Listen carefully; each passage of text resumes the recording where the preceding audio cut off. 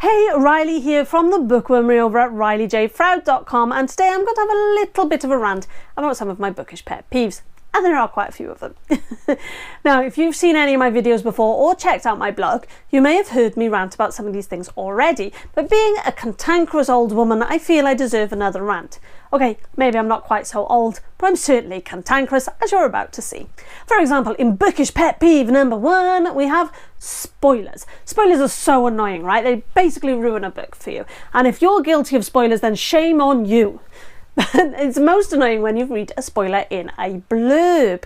You know, when you read a blurb and it just tells you everything that's going to happen. That's really annoying. Or when you read a whole book and realise you knew everything that was going to happen because you'd read the blurb.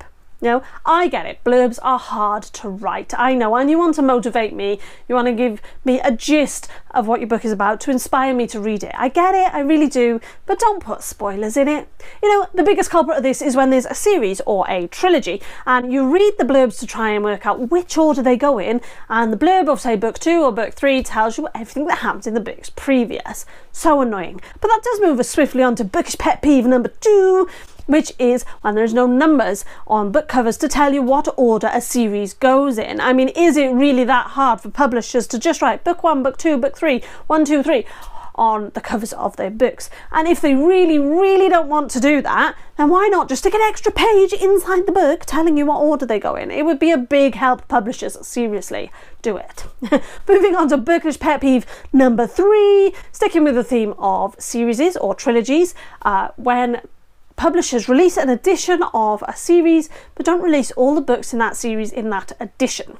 Let me explain. A few years ago I read The Vampire Chronicles by Anne Rice, or at least I tried to, on my Kindle. Now on Kindle, the only books available for The Vampire Chronicles is books 1, 3, 6, 7, 8, 9, 10 and 11. What happened to books 2, 4 and 5? Now, I happened to have a paperback copy of book 2 of The Vampire Chronicles, so I read 1 on Kindle, 2 paperback, 3 Kindle, and then I didn't go any further because I didn't want to skip straight to book number 6, and number 4 in paperback was something stupid like £18. Now, that was quite a while ago, so it might have changed now, but you can see my frustration with that, yeah? I would have read them all, see? Moving on to Bookish Pet Peeve number 4 is stickers on covers. Stickers on covers are so annoying. I mean, why do they do it? I mean, especially when it says something stupid like, now a major motion picture. I don't care. I'm reading the book. I couldn't care less if it's a major motion picture. If I want to watch a movie, I'll go and find a movie website or find a movie I want to watch. I won't go and look at a bloody sticker on a book. I don't care. And why do they tend to stick the sticker over the title? I mean, that doesn't make any sense, does it? Why have you done that? I can only read half the title now because you've stuck a stupid sticker over it. And you know, whilst we're on the topic of stickers, Easy Peel is a lie. Don't believe them. It's a lie. On to Bookish Pet Peeve number 5, sticking with covers, is reviews on covers. Now, I don't mind the odd 1 or 2 reviews, you know, great book says Bookish Weekly or whatever. Bad example. But when there's like 30 of them on one cover, I mean, really, the lady doth protest too much, as they say in Macbeth, I forget which character. You know, sometimes the reviewer is not someone who you can trust. I read a book a long time ago, I can't remember the book, so don't ask, and one of the reviewers on the front cover was TV Weekly magazine. TV Weekly, I mean, that's ridiculous. I mean, I'm not saying I wouldn't trust TV Weekly to tell me about TV shows, but I don't particularly trust them to tell me about books. Stop it. Now moving on to Bookish Pet Peeve number 6 is when there is no blurb on a cover. Happens more often in hardbacks, to be honest, and alright, sometimes they're inside, but sometimes there's just no blurb at all. It does happen in paperbacks too. And you know when it does normally happen? Linking it into the previous pet peeve is when there's loads of reviews. Sometimes publishers think 30 reviews is just as good as a blurb. No, it's not. Moving on to Bookish Pet Peeve number 7, movie stills on covers. I mean, really, can you not come up with something a bit more creative than a movie still? And you know, when you stick a movie still on it, say it's got, I don't know, Jennifer Lawrence in it, or whatever the biggest, latest movie star is, I've then got that picture in my head of that character, and kind of ruins it for me. I want the author to give me a picture of the character, not the stupid movie producer. Bookish Pet Peeve number 8, pushy librarians. Now, don't get me wrong, I love it when you go into a library or a shop and they give you recommendations or they help you. You know, that's really nice. It's friendly. It brings you into part of the bookish community. I love it. But when they say, read this, it's great. I want to then be able to make my own mind up, not be followed around like a little, you know, Energizer bunny advert. I don't care. Or the other way around, which is worse, when they go, oh no, you don't want to read that one. No, that one's not for you. That was a... Shh! I'll make up my own mind. Thank you very much. Or, you know, it works equally when you're in the YA section, for example, and they try and steer you away to something a bit more adult. No! I want them in the YA section because I want to read the YA. Okay? Stop it. Moving on to Bookish Pet Peeve number 9. Books that are split into several little books. Now, I don't mean a series or a trilogy, because I do love a series or a trilogy, but only when the books deserve to be books in their own right. What I'm talking about is when an author has taken one complete finished book and split it into several books, purely, as far as I can see, as a money-making scheme. You know, essentially all they're doing there is releasing chapters, not books. Really, it's a big thing on Kindle, and I wish authors would stop it, because it's really annoying.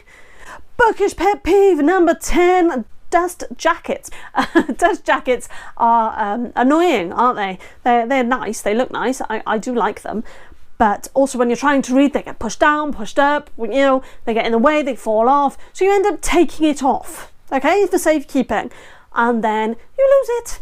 And then the plain black book has to go on your shelf and it looks a bit dull. Dust jackets are a little bit annoying, especially in this day and age when we can print on covers. You know, we have that technology, so why don't we do it? Bookish Pet Peeve number 11 is the phrase, "It was all I could do." I tell you what, it was all I could do not to throw the book at the wall. It's a stupid phrase. It is literally nonsense. It doesn't mean anything. What are you trying to say? It was all I could do to stop myself from crying. What was all you could do? Now, I'm sorry if you use this phrase in your books or if you or in your everyday language, but it just doesn't make any sense. And if I see it in a book, I will stop reading it because it annoys me that much, especially when it's used over and over and over again. Doesn't mean anything. Bookish Pet Peeve number 12 is soppy romance. Now, some of you may know already that I'm not a big fan of romance, but that's actually not what I mean when I've put this as a bookish pet peeve. I mean, if romance is your thing, great, go for it. What I'm on about is when soppy romance is disguised as something else. So you buy a book or read a book based on the fact that it is a fantasy or sci-fi or literary fiction or, you know, something that is not a romance, and then it turns into a romance. That is so annoying. I mean, Jodie Picoult, I think, in my opinion, is a culprit of this, because she writes some really, really great books with some really gritty topics, but she always puts a romance in there. It doesn't need to be there. You've ruined the book for me. Yeah. I am a little biased when it comes to soppy romance, though, so yeah. Bookish Pet Peeve number 13 is mid-scene cliffhangers. Really? Now, cliffhangers are great when they're done right. They build suspense and tension, and it really gets you going, and it keeps you awake until 6 o'clock in the morning reading, and then your alarm goes off in an hour and you want to murder everyone. But when an author just writes a scene and then cuts it in half, that's not a cliffhanger, that's just a really bad technique. Bookish Pet Peeve number 14. When you read a word and think you know how to pronounce it, and then you say it out loud and everyone laughs at you. Until recently, I thought archipelago was pronounced archipelago.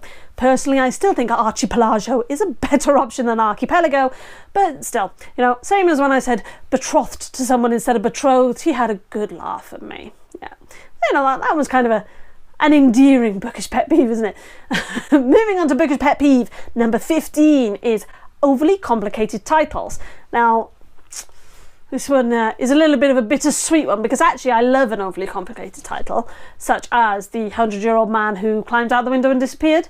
But ultimately, they end up being called The 100-Year-Old Man, or like just the first 3 words, you know? And sometimes they're so complicated that you can never remember them. So that was a bit of a bittersweet one. And last pet peeve of the day, but not of my life, there are plenty more where this came from, is people who talk to me whilst I'm reading. I mean, what part of this tells you, come and talk to me, I want to have a chat? No, this tells you, go away or I'm going to stab you in the eye. maybe not. That's a little violent. But in my head, my mind's eye, I'm stabbing you in the eye. Oh dear. Right, don't forget the stabbing in the eye thing. We're not stabbing anyone in the eye. But if you do talk to me whilst I'm reading, I will get a little frustrated because I am reading, not talking. And that's it for today. I will see you next month when I will be talking about more bookish joy and nonsense. Have a lovely month. Bye!